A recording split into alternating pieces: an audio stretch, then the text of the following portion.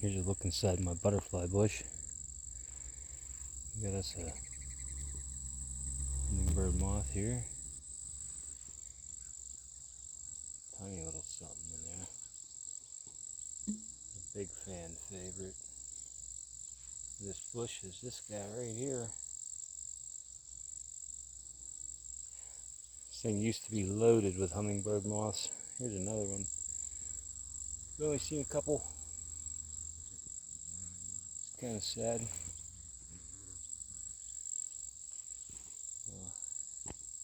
You might like a big zinnia too.